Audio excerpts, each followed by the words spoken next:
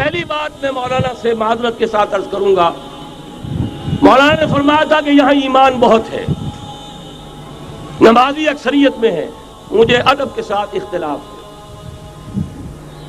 ایمان نہیں ہے، یا قرآن جھوٹا ہے یا ہم میں ایمان نہیں ہے۔ قرآن کہتا ہے انتم الاعلون ان کنتم مومنین، اگر تم مومن ہوگے تم ہی سربلند رہو گے، ہم تو سربلند نہیں ہیں، تو کیا کہیں گے قرآن جھوٹا ہے؟ ایمان نہیں ہے۔ ہمیں موروثی عقائد مل گئے ہیں اپنے والدین سے، ہم by birth accident of birth مسلمان ہو گئے ہیں، ہم نے اسلام کی کوئی قیمت نہیں دی ہے، اسلام کو کوئی تکلیف جھیل کر اپنے لیے اختیار نہیں کیا ہے۔ پہلا مرحلہ ہے یا ایھا الذین آمنوا آمنوا باللہ ورسولہ والکتاب الذی نزل علی رسولہ، اے ایمان والو ایمان لاؤ۔ ایک درجے میں تو ایمان والے ہو کہ اقرار باللسان کر رہے ہو، آمنت باللہ کما ہوا باسمائہ وصفاتہ وقبلت جمیع احکامہ، اقرار باللسان وتصدیق بالقلب۔ آمنت باللہ وملائکتہ وکتبہ ورسلہ والقدر خیرہ وشرہ من اللہ تعالی والبعث بعد الموت، لیکن یہ اقرار باللسان ہے، کبھی ذرا دلوں میں جھانکو، تصدیق بالقلب ہے۔ تصدیق بالقلب ہو جائے تو زندگی کا نقشہ بدل جائے گا، سوچ بدل جائے گی، ترجیحات بدل جائیں گی۔ آج زندگی سب سے عزیز ہے، پھر شہادت کی موت اس سے کہیں زیادہ عزیز ہوگی۔ نشان مرد مومن بات گویم جو مرگ آئے تبسم بر لبے اوست۔ تو پہلا مرحلہ ہے ایمان کی تجدید، ایمان کو تازہ کرو، ایمان کو تازہ کرو، اور اس کے لیے منبع اور سرچشمہ قرآن حکیم۔ هو الذی ينزل علی عبدہ آیات بینات لیخرجکم من الظلمات الی النور۔ قرآن سے ہی لوگوں کو بلاؤ، تلاوت آیات کے ذریعے سے لوگوں کو کھینچو، یہ میگنیٹ ہے جو سلیم الفطرت لوگوں کو کھینچ لے گا، پھر اسی کے ذریعے سے تزکیہ کرو۔ یا ایھا الناس قد جاءتکم موعظۃ من ربکم وشفاء لما فی الصدور، تمہارے سینوں کے اندر جو روگ ہیں ان کا علاج بھی یہی قرآن ہے، پھر اسی کی تعلیم دو۔ یتلو علیہم آیاتہ ویزکیہم ویعلمہم الکتاب والحکمہ، یہ پہلا مرحلہ۔ دوسرا مرحلہ جو ایمان اپنا تازہ کر لیں، شعوری طور پر اللہ، آخرت، رسالت، قرآن، محمد الرسول اللہ کی ختم نبوت، اس پر ایمان لے آئیں شعوری طور پر، تجدید ایمان۔ نوٹ کر لیجئے سورہ نساء کی وہ آیت، یا ایھا الذین آمنوا آمنوا باللہ ورسولہ، ایمان لاؤ، اے ایمان والو ایمان لاؤ۔ جو لوگ یہ مرحلہ طے کر لیں وہ بنیان مرصوص بنے بیعت کی بنیاد پر۔ لیکن بیعت کون سی؟ بیعت جہاد۔ یہ جو بخاری شریف میں ترانہ آیا ہے صحابہ کرام کا، غزوہ خندق میں جب صحابہ کدالیں چلا رہے تھے، خندق کھودی جا رہی تھی، تو ان کی زبانوں پر ایک شعر تھا، نحن الذین بایعوا محمدا علی الجہاد ما بقینا ابدا، ہم وہ ہیں جنہوں نے محمد سے بیعت کی ہے جہاد کی، جب تک جان میں جان ہے جہاد جاری رہے گا۔ یہ جہاد کی بیعت، سید احمد بریلوی رحمۃ اللہ علیہ نے پہلے بیعت لی تھی بیعت ارشاد، پھر بیعت لی بیعت جہاد، اور اسے کہا یہ سلسلہ محمدی ہے۔ سلسلہ چشتیہ میں بیعت ہو گئی، سلسلہ سہروردیہ میں ہو گئی، سلسلہ نقشبندیہ میں ہو گئی، سلسلہ قادریہ میں ہو گئی، اب آؤ بھائی سلسلہ محمدیہ میں بیعت کرو، اور سلسلہ محمدیہ جہاد کی بیعت ہے۔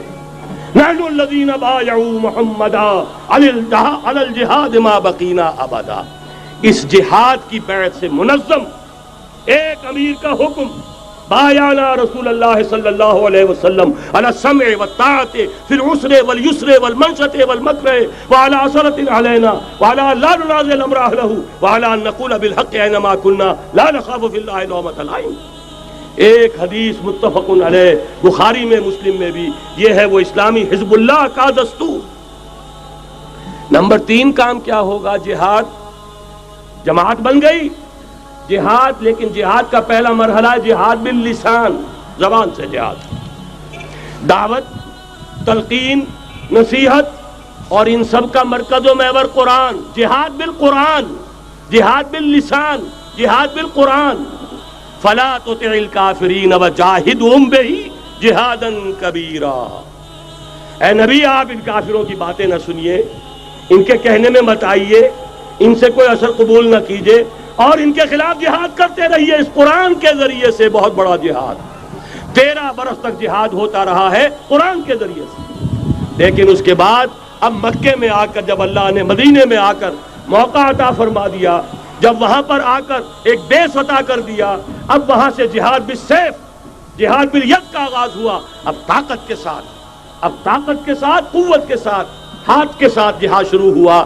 اس میں آخری بات عرض کر رہا ہوں، آج کے دور میں اس کی ایک شکل تو وہ تھی جو حضور کے دور میں تھی، 313 کے مقابلے میں 1000 یا 4000 3000 آ گئے تھے احد میں، ادھر سے 1000 نکلے تھے، بعد میں 300 چلے گئے واپس، تو 700 رہ گئے۔ آج کا معاملہ کچھ ذرا مختلف ہے۔ نمبر 1 تو یہ کہ جو حکمران ہے وہ خود مسلمان ہے۔ صدام حسین بھی دستی پھیرتا ہوا فوٹو کھنچواتا ہے، کیا کرے؟ بے نظیر بھٹو کو بھی کسی نے آج تک کافر تو نہیں کہا، چاہے وہ کفریہ کلمات کہتی رہتی ہے۔ اسلامی شاعر کا مذاق اڑانے کے بعد اور کون سی کسر رہ گئی؟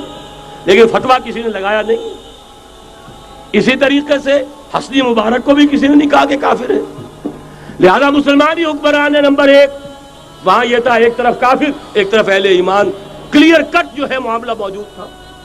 دوسرے یہ کہ یہاں سٹینڈنگ آرمیز ہیں، پیراملٹری فورسز ہیں۔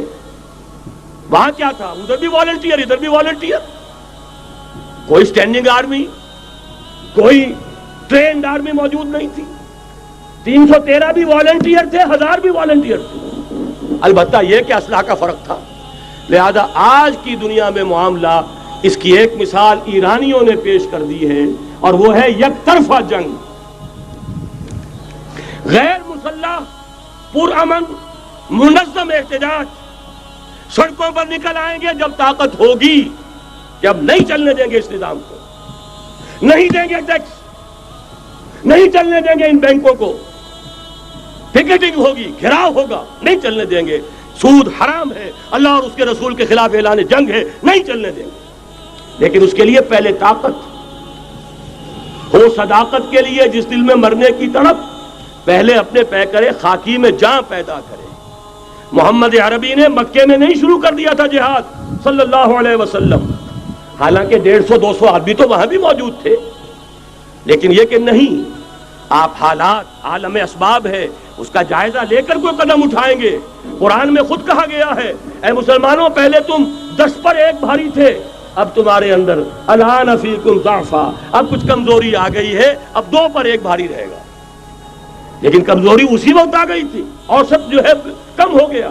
نئے جو مسلمان ہوئے تھے، ان کی وہ پختگی تو نہیں تھی جو مکے کے مہاجرین کی تھی، جو ان آزمائشوں کی بھٹیوں میں سے گزر کر آئے تھے، جو کندن بن کر نکلے تھے ان آزمائشوں کی بھٹیوں سے۔ لہذا جان لیجئے، آج کے دور میں جہاد بالید یک طرفہ جنگ کی صورت میں ہوگا، اور اگر ایرانیوں نے کر کے دکھا دیا تو ڈوب کر مر جانے کا مقام ہے سنی مسلمانوں کے لیے کہ وہ نہ کر سکے۔ جب بھی میں بات کرتا ہوں کہتے ہیں یہاں نہیں ہو سکتا، کیوں؟ یہاں کوئی صاحب ایمان نہیں، یہاں کوئی صاحب غیرت نہیں، کوئی صاحب حمیت نہیں۔ میرے نزدیک جھوٹ ہے۔ جانے دینے کے لیے تو نظام مصطفیٰ میں بھی آ گئے تھے، نام نہاد نظام مصطفیٰ تحریک، ہر جس نظام مصطفیٰ تحریک نہیں تھی، وہ صرف بھٹو کے خلاف ایک تحریک تھی، ورنہ ولی خاں ہو، پیر پگاڑا ہو اور اصغر خاں صاحب ہو، یہ نظام مصطفیٰ کے ماننے والے، قائم کرنے والے، وہ صرف بھٹو کے خلاف تحریک تھی۔ لہذا اس میں بھی مسلمانوں نے جانیں دے دی، تو اب آپ سوچئے کہ پھر کوتاہی ہماری ہے، ہم نے راستہ ان کے سامنے رکھا نہیں، بات واضح کی نہیں، لوگوں کو عمل کے لیے ابھارے، راستہ بھی تو دکھائیں۔ نمبر 1، ایمان کی تجدید بذریعہ قرآن۔ وہ جنس نہیں ایمان جسے لے آئیں دکانیں فلسفہ سے، ڈھونڈے سے ملے گی عاقل کو یہ قرآن کے سپاروں میں۔ مولانا ظفر علی خاں کا ایک شعر پہلے پڑھا تھا میں نے کہ نور خدا ہے کفر کی حرکت پہ خندزن، پھونکوں سے یہ چراغ بجھایا نہ جائے گا۔ انہی کے شعر پر تقریر ختم بھی ہو رہی ہے۔ ایمان کا منبع اور سرچشمہ قرآن۔ وہ جنس نہیں ایمان جسے لے آئیں دکانیں فلسفہ سے، ڈھونڈے سے ملے گی عاقل کو یہ قرآن کے سپاروں میں۔ تجدید ایمان بذریعہ قرآن، اجتماعیت بذریعہ بیعت، بیعت جہاد، بیعت سم و طاعت فی المعروف۔ نمبر 3، جب تک طاقت کافی نہیں ہے جہاد باللسان، کہو تو صحیح یہ فحاشی خدا کے لیے ختم کرو، کہو تو صحیح اخبار والوں سے جا کر ہاتھ جوڑ کر یہ کیا تم رنگین تصویریں شائع کرتے ہو نوجوان لڑکیوں کی، یہ کون سا تمہیں ثواب ہو رہا ہے، تم نے کس چیز کو ذریعہ بنایا ہے اپنی کمائی کا اور اپنی دولت کے حصول کا، کہو تو صحیح، نہ سنے۔ بہرحال اللہ تعالیٰ کے ہاں تمہارے کہنے کا یہ جو نہیں عن المنکر باللسان ہے تمہیں تو اجر و ثواب ملے گا۔ اور جب طاقت اتنی ہو جائے کہ ٹکر مول لینے کی پوزیشن میں ہو تو نکل آؤ، گھیراؤ کرو۔ شیعوں نے پاکستان میں بھی کر کے دکھا دیا، 50,000 نے جا کر سول سیکریٹریٹ کا گھیراؤ کر لیا۔ ابھی ماشاء اللہ جوان تھا، بوڑھا نہیں ہوا تھا، کل 3 برس، اور بڑے تنتنے کے ساتھ ضیاء الحق صاحب لے کر آئے تھے آرڈیننس، زکوٰۃ آرڈیننس۔ 50,000 نے جا کر گھیراؤ کیا، اگر ہمیں کمٹمنٹ نہیں دو گے کہ ہمیں ایگزمپٹ کیا جائے گا نہیں اٹھیں گے، مارو گولیاں، مارو جتنوں کو مارنا۔ چیف مارشل اللہ ایڈمنسٹریٹر کی ناک رگڑی گئی زمین میں، کمٹمنٹ دی کہ جی میں آپ کو کر دوں گا، ایگزمپٹ کر دوں گا، وعدہ ہے، تب اٹھے۔ یہ ہے راستہ کام کرنے کا، یہ ہے طریقہ، لیکن تنظیم ہو، موب نہ ہو۔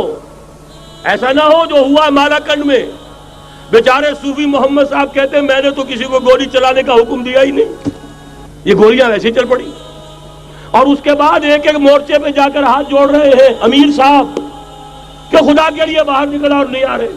یہ نہیں، سم و طاعت فی المعروف، جو حکم دیا جائے، حکم ہو حرکت کرنے کا تو حرکت کرے، اور حکم ہو رک جانے کا تو رک جائے۔ اگر یہ نظم جماعت نہیں ہوگا خیر وجود میں نہیں آئے گا، قربانیاں ہوں گی اور ضائع جائیں گی۔ چنانچہ ایک اخباری انٹرویو کی روح سے انہوں نے خود کہا یہ جانیں جو ہے شہادت کی نہیں ہے، جانیں ضائع گئیں۔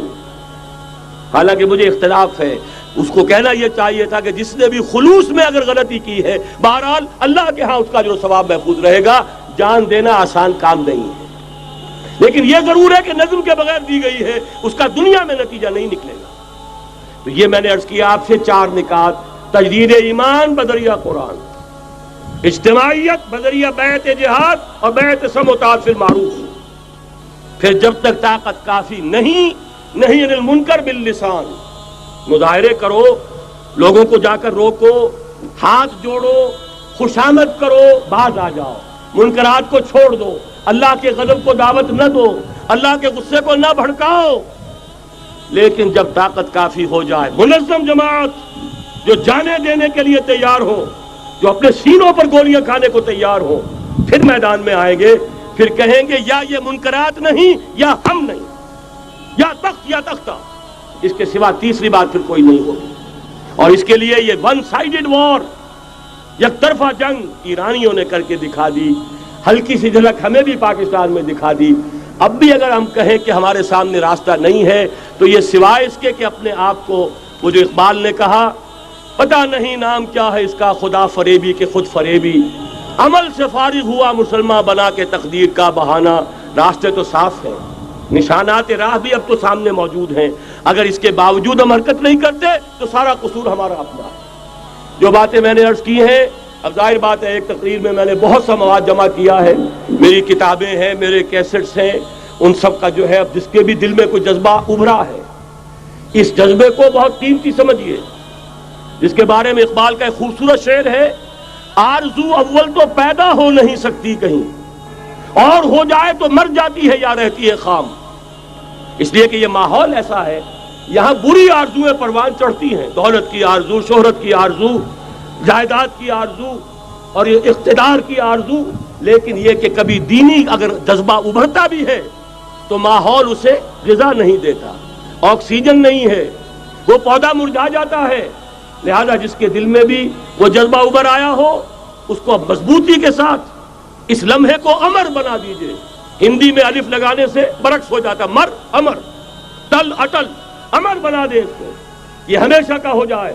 کہ اب اس پر عمل کا آغاز ہوگا، اور عمل کے آغاز کے لیے مزید اگر آپ کو سمجھنے کی ضرورت ہے، جیسا میں نے عرض کیا ہے، کیسٹس ہیں، کتابیں ہیں، ہمارے دفاتر ہیں، یہاں قریب آپ کے جو ہے وہ دفتر موجود ہے، وہاں سے لیجئے، عاریۃً لیجئے، خریدیے، پڑھیے، گفتگو کرنی ہو، میں اسی شہر لاہور میں رہتا ہوں، آئیے، بات کیجئے، سمجھیے، سمجھائیے، لیکن یہ کہ ایک عزم تو کر کے اٹھیے۔